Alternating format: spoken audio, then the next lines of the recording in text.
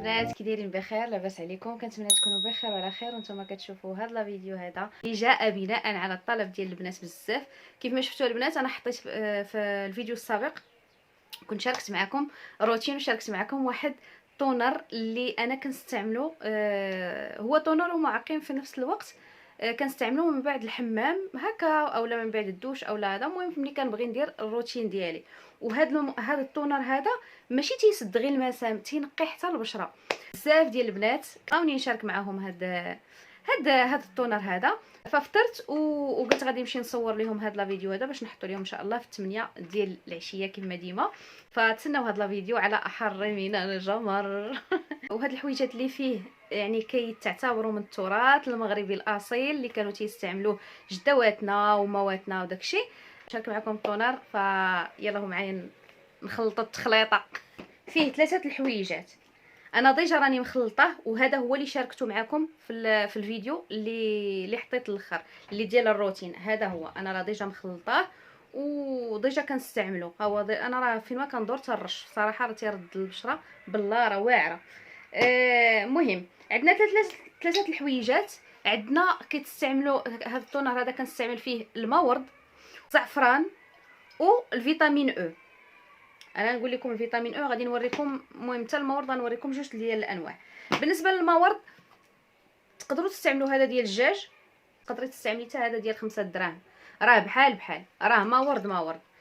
وبالنسبه للفيتامين او حتى واحد البنوته كتبت ليا ورينا شاركي معنا الفيتامين او اللي كتستعملي. انا اختي كنستعمل هذا الفيتامين او هذا، هو مركز ولكن ما غاديش نستعملو. انا نقول لك علاش ما غاديش نستعملو.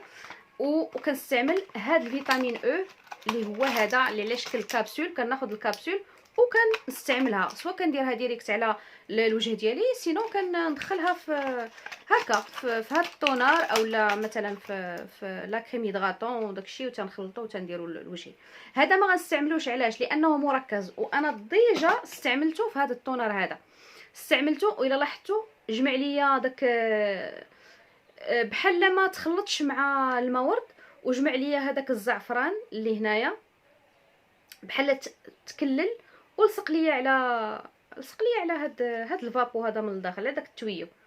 المهم هو راه رخا، هو راه راخ، راكم تتشوفوا المورد كيفاش داير اللون ديالو. ولكن انا بغيتو زعما بحال يتخلط يتمزج مع هاد المورد باش ملي نرشو يعني نرشو المحلول يعني مخلط، ماشي كل عنصر بوحدو.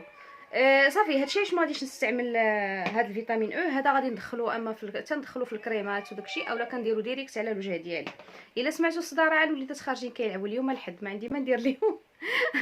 المهم انا في هاد الطونر هذا غادي غنستعمل هاد الكابسول هذا. غادي نستعمل هاد الكابسول هذا. ها هو غادي نتكها وغادي نديرها. اول حاجه غادي نستعملوا قريعه ديال الزاج هكا معقمه مغسوله مقاده اولا ديال البلاستيك. المهم انا راه دايره هنايا، انا غير بغيت نخلطو معكم هنايا باش تشوفوا، لان هذا انا كنستعملو بزاف بالعربيه تاع باش انا كنستعملو بزاف. هذا راه قريب يكمل وبغيت باش نخلط جبت هذه القريعه هذه باش ندير معكم لا فيديو. اول حاجه غادي نديروها هي اننا غادي نجيبوا واحد الفنيته باش غادي نتخو هذيك الفيتامين او. بقاو معايا. رجعت معكم البنات. غادي ناخذ القرعه ديالنا. المهم القرعه غتكون فابو هكا. غادي ناخذ المورد انا خديت غير هذا. المهم هذا ولا هذا راه بحال راه مورد البنات، بلا ما يبقى الانسان يتعلق فين يتفلق. صافي مورد هذا راه تنستعملوه من شحال هادي، راه ملي كنت انا باقا صغيره وكنشوف ماما كتستعمل. نستعملوا المورد بحال ما هكا. كنشدوا فيتامين او كنتكوها وكنحاولوا نديروها هنايا. صافي هانتوما الا شفتوا البنات الفيتامين او هاي خوات. ومن بعد كناخذوا الزعفران ديالنا. الزعفران المهم انا عندي هذا ديال تيليوين. المهم راه مولا فرايته هو معايا في الفيديو ما عليناش. المهم عاد تحملوا. صافي وكنديروا هنايا الزعفران ديالنا. صافي. واهم حاجه هي اننا خاص نخلطوه كنخلطوه بحال ما هكا. المهم الا لاحظتوا راه اللون ديالو تبدل، ما حدو هو كيبقى في القرعه وما حد غير في هذاك المورد.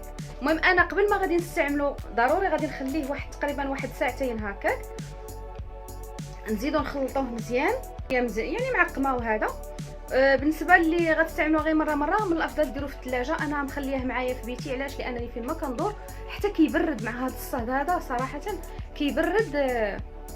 كيبرد على الوجه وميم طون راه البشره ديالك كتنقى. المهم هذا هو التونر.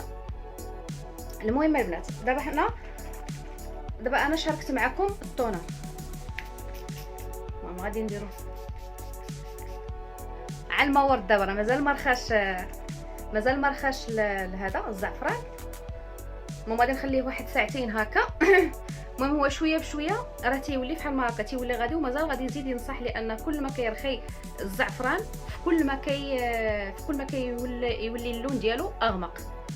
المهم هذا هو التونر ديالنا. وواحد الحاجه كنديرها البنات حتى هي غادي نشاركها معكم، كناخذ لا كريم هيدراتون ديالي ياك، كنديرو هنا، كندير غير شويه بشويه لان عندي المكونات بجوج يعني ماشي ما كنوقفش عليه. وكناخذ الزعفران هكا واحد الشعيرات وكنديرهم في لا كريم ياكل البنات. المهم هذه استيوس انا كنديرها، وغادي نخلطها بحال هكا، وغادي نخلي فيها حتى هاد الشعيرات حتى يرخيو مزيان، تيبان لك لا كريم ديالي ولا صفر. وديجا ها هو بدا كيصفر البنات، الا لاحظتوا ها هو بدا كيصفر. المهم راه اكيد غادي نشاركو معكم في شي فيديو غادي نوريه لكم. وفي كل ما غيسالي ليا غادي نديرو، لان البنات الزعفران عنده بزاف ديال المنافع. اول حاجه هو انه مضاد للاكسده، والحويجات اللي مضاده للاكسده مهمه جدا للجسم ديالنا، لا من الداخل لا من الاستعمال الداخلي او لا الاستعمال الخارجي. كما قلت لكم البنات كيحمي البشره ديالنا، الانسجه ديال البشره ديالنا من التلف. حويجه اخرى هو انه لطيف على البشره، يعني ماشي اغريسيف على البشره. بالنسبه للناس اللي البشره ديالهم دهنيه راه تينقص من داك لو سيبوم اللي كتنتج البشره ديالنا، يعني كينقص منه. كما قلت لكم البنات بانه كيحتوي على فيتامينات. هذا الزعفران كيحتوي على فيتامينات اللي ما كتخليش تصبغات والبقع الداكنه في البشره. هو راه كيتعتبر من اغلى التوابل اللي كاينه في العالم، يعني بالنسبه للبشره اللي فيها الحبوب هو راه كيعالج داك الجروح، الندوب ديال الحبوب. المهم بزاف البنات، الا جيت نبقى نهضر لكم على الزعفران انا ما غاديش نسالي. الزعفران عنده منافع كثيره لا على الاستعمال الداخلي، لا مستوى الاستعمال الداخلي ولا مستوى الاستعمال الخارجي. فالبنوتات اللي عندهم حساسيه من الماء الورد ما يستعملوش الماء ورد، يديروا هذا التونر بالماء المعدني. ولا ما كانش عندكم الماء المعدني يديروا الماء مغلي وتخليوه حتى يبرد وديروا فيه هذا التونر. واحد الحاجه البنات ما هضرتش عليها بالنسبه لهذا التونر هذا، ما تستعملوه نتوما دايرين شي حاجه في وجهكم. كريم هيدراتون ماشي مشكل، والضيفه عاد ترشوا هذا التونر. المهم تبغيو تشريو الزعفران شريوه من بلاصه موثوقه. وصلنا لنهايه لا فيديو البنات، كنتمنى على انني نكون شاركت معكم ونتمنى الفيديو يكون نال الاعجاب ديالكم. ما تنساوش تابوناو وتخليو بزاف ديال التعاليق واللي جرباتو تكتبها لي في لي كومونتير، هكا نعرفكم بانكم راكم حاجات راكم نطو درتوه. ولكم شكرا للمتابعه ديالكم، والى اللقاء في فيديو اخر ان شاء الله.